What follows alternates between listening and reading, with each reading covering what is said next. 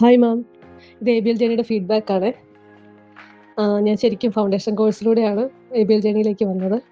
Foundation course എടുത്ത് തുടങ്ങിയപ്പോൾ തന്നെ നമുക്ക് പല കാര്യങ്ങളിലും അവയർനെസ് വന്നു തുടങ്ങിയിരുന്നു. നമുക്ക് നെർവസ് സിസ്റ്റം കാമാക്കേണ്ടതിൻ്റെയും ഗ്രൗണ്ടഡ് ആക്കേണ്ടതിൻ്റെയും അതുപോലെ ഗ്രാറ്റിറ്റ്യൂഡ് പ്രാക്ടീസ് ചെയ്യാനൊക്കെ അന്ന് അതിൻ്റെ പ്രാധാന്യം ഞാൻ മനസ്സിലാക്കിയിരുന്നു. അതിനുശേഷം എ.ബി.എൽ ജേണിയിലേക്ക് വന്നപ്പോൾ ഞാൻ ഫസ്റ്റ് മനസ്സിലാക്കിയ ഒരു കാര്യം, നമുക്കൊരിക്കലും ഒരു പെരിഫറൽ ആയിട്ടുള്ള കാര്യങ്ങൾ കൊണ്ട് നമ്മുടെ ജീവിതത്തിലെ എല്ലാ പ്രശ്നങ്ങളോ അല്ലെങ്കിൽ റൂട്ട് കോസ് അറിയാതെ നമ്മൾ ചികിത്സിച്ചിട്ടൊരു കാര്യമില്ല.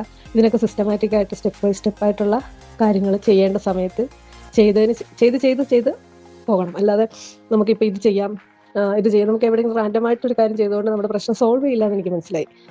മാം അത് വളരെ കൃത്യമായിട്ട് ഓരോന്നും പടിപടിയായിട്ട് ചെയ്തതുകൊണ്ട് തന്നെ പലതും ക്ലിയർ ചെയ്യാനും ഹീൽ ചെയ്യാനും അതിനുശേഷം ലൈഫിലേക്ക് നമുക്ക് വേണ്ട കാര്യങ്ങളെ ചേർത്ത് വയ്ക്കാൻ വേണ്ടിയിട്ട് അല്ലെങ്കിൽ റിസീവ് മോഡിലേക്ക് വരാനും ഒക്കെ എനിക്ക് കഴിഞ്ഞു എന്നുള്ളതാണ്.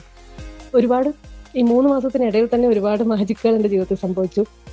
ഞാൻ ഓപ്പർച്യൂണിറ്റിക്ക് വേണ്ടി അതായത് എനിക്ക് സാറ്റിസ്ഫൈങ് ആയിട്ടുള്ള ഓപ്പർച്യൂണിറ്റിക്ക് വേണ്ടിയിട്ട് ക്രേവ് ചെയ്തിരുന്നു. പക്ഷെ അത് എന്നിലേക്ക് വരുന്നത് ഞാൻ മനസ്സിലാക്കുന്നു. അതുപോലെ തന്നെ എൻ്റെ ഹസ്ബൻഡിൻ്റെ വർക്കൊക്കെ ഭയങ്കര ബുദ്ധിമുട്ടായിരുന്നു വർക്ക് കിട്ടാൻ. അത് മാത്രമല്ല, ചിലപ്പോൾ കുറച്ച് വർക്ക് ചെയ്തിട്ട് കുറേ സമയം ഒരു ഗ്യാപ്പ് വരുമായിരുന്നു. ഇപ്പം ഈ 3 മാസത്തിനിടയിലാണ് കഴിഞ്ഞ 2 വർഷത്തെ ഒരു ഗ്രാഫും ഈ 3 മാസത്തെ ഗ്രാഫും എടുത്താൽ കഴിഞ്ഞ 2 വർഷം ചെയ്ത അത്രയും വർക്ക് ഈ 3 മാസത്തിൽ പുള്ളി ചെയ്തിട്ടുണ്ട്. അപ്പോൾ മണി ഫ്ലോ കൂടി, ലൈഫിൽ ഞങ്ങളുടെ ഇമോഷണൽ ആയിട്ടുള്ള എൻ്റെ വെൽബീയിങ് വളരെയധികം ഇമ്പ്രൂവ് ചെയ്തു. കാരണം ഞാൻ ഭയങ്കര ഗ്രൗണ്ടഡ് ആയതുപോലെ തോന്നി. ആ ഒരു എന്താ പറയുക, ഒരു സമാധാനമില്ലാതെയുള്ളൊരു ഓടി നടപ്പില്ലേ, ഒരു അസ്വസ്ഥത, അത് മൊത്തത്തിൽ പോയി. ഞാൻ ഭയങ്കര കാമായിട്ടുണ്ട്. അതുപോലെ എനിക്ക് സമാധാനത്തിൽ ഓരോ കാര്യങ്ങളിനെ കേൾക്കാനും കാണാനും റെസ്പോണ്ട് ചെയ്യാനും ഞാൻ പഠിച്ചു. പിന്നെ മറ്റുള്ളവരുടെ പെർസ്പെക്റ്റീവിൽ നിന്നിൽ എനിക്ക് അവരെ എന്തുകൊണ്ട് അങ്ങനെ റിയാക്ട് ചെയ്തു, ചിലപ്പോൾ അവരുടെ എന്തെങ്കിലും ട്രോമയായിരിക്കാം എന്ന ആ ഒരു എമ്പതി എനിക്ക് കൊണ്ടുവരാൻ പറ്റുന്നുണ്ട് ലൈഫിൽ. അതെന്നെ ഒരുപാട് ഹെൽപ്പ് ചെയ്യുന്നുണ്ട്. അതുപോലെ എല്ലാത്തിനെയും ഒന്ന് ഒബ്സർവ് ചെയ്യാൻ, എൻ്റെ ഉള്ളിൽ നടക്കുന്നതിനെയും പുറത്തുള്ളതിനെയും കുറച്ച് സമയം, അതായത് പീസ് ഓഫ് മൈൻഡ് എന്ന് പറയുന്ന സാധനം കൂടുതലായിട്ട് ലൈഫിൽ എക്സ്പീരിയൻസ് ചെയ്യുന്നുണ്ട്. അതുകൊണ്ട് തന്നെ എൻ്റെ കുടുംബജീവിതം ഒരുപാട് മെച്ചപ്പെട്ടു. ഞങ്ങൾക്കിടയിലുള്ള ബോണ്ട് കൂടി, വീട്ടിലൊരു സമാധാനം, സന്തോഷം അത് ക്രിയേറ്റ് ചെയ്യാൻ പറ്റി. ഞങ്ങളിപ്പോൾ 4 പേരൊരു നല്ല ടീമായിട്ട് ഒരു ഒഴുകിപ്പോകുന്നതായിട്ട് ഫീൽ ചെയ്യുന്നുണ്ട്.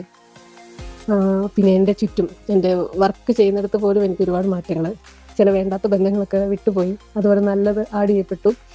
അതുപോലെ സന്തോഷമുള്ള ഒരുപാട് കാര്യങ്ങൾ വരുന്നുണ്ട്. അത് മെറ്റീരിയലിസ്റ്റിക് ആയിട്ടുള്ളതാണെങ്കിലും അതുപോലെ തന്നെ അല്ലാത്ത കാര്യങ്ങൾ, അത് സ്പിരിച്വലായിട്ടോ അല്ലെങ്കിൽ മനസ്സിനെ സംബന്ധിച്ച് സന്തോഷം തരുന്ന ഒരുപാട് കാര്യങ്ങളോ, മീറ്റപ്പുകൾ, നമുക്ക് അതുവരെ ഇല്ലാത്ത തരത്തിലുള്ള ജീവിതത്തിനൊരു പുതിയ ഫേസ് വന്നു. കൂടുതലും നല്ല എനർജിയാണ് എനിക്ക് ഫീൽ ചെയ്യുന്നത്. അതായത് ഒരു ലെഥാർജിക് ഒരു ഫീൽ മാറി.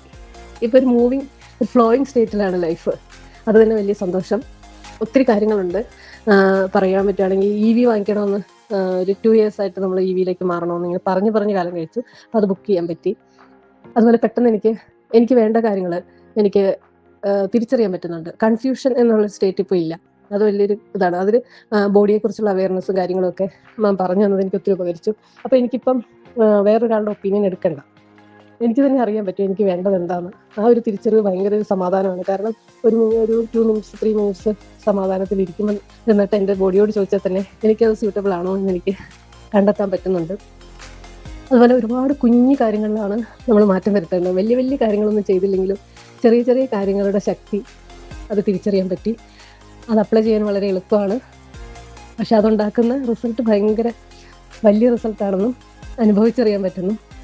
മാം ഒരു ചെറിയ കാര്യങ്ങളുടെ തമ്പുരാട്ടിയാണ്. ഒത്തിരി കുഞ്ഞു കാര്യങ്ങൾ ഞാൻ അതിശയത്തോടു കൂടിയാണ് ഓരോ കാര്യങ്ങളും ഇത്രയും ഉണ്ടായിരുന്നുള്ളൂ എന്നുള്ള ഫീൽ കിട്ടി. പക്ഷെ ഇത് ഇത്രയും നാളും അറിഞ്ഞില്ല എന്നുള്ളതിൽ ഞാൻ ഖേദിക്കുന്നു. ശരിക്കും വർത്തായിരുന്നു ഈ 3 മാസത്തെ ജേണി. എല്ലാ ദിവസവും മെഡിറ്റേഷൻ ജീവിതത്തിൻ്റെ ഭാഗമായി. അത് തരുന്ന ആ ഒരു കാംനെസ്, അതിലുണ്ടാകുന്ന ആനന്ദം, അത് ശരിക്കും എക്സ്പീരിയൻസ് ചെയ്യുന്നുണ്ട്.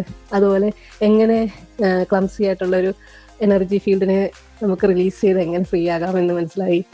ഒത്തിരി കാര്യങ്ങളും ഈ 3 മാസത്തിൽ തന്നെ ഒരുപാട് കാര്യങ്ങൾ മനസ്സിലാക്കി. ഇപ്പോൾ എൻ്റെ പ്രാർത്ഥന ഇതിങ്ങനെ കണ്ടിന്യൂ ചെയ്ത് ജീവിതത്തിൻ്റെ ഭാഗമായിട്ട് അതായി മാറാനുള്ള ഒരു പ്രാർത്ഥനയിലും പ്രവൃത്തിയിലുമാണ്.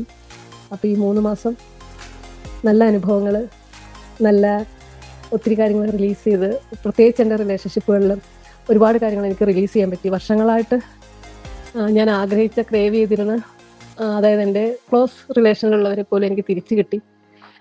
അതുപോലെ എനിക്ക് ബേർഡനായിട്ട് ഞാൻ കൊണ്ടുനടന്ന ചിലതൊക്കെ എന്നിൽ നിന്ന് ഒഴിഞ്ഞുപോയി.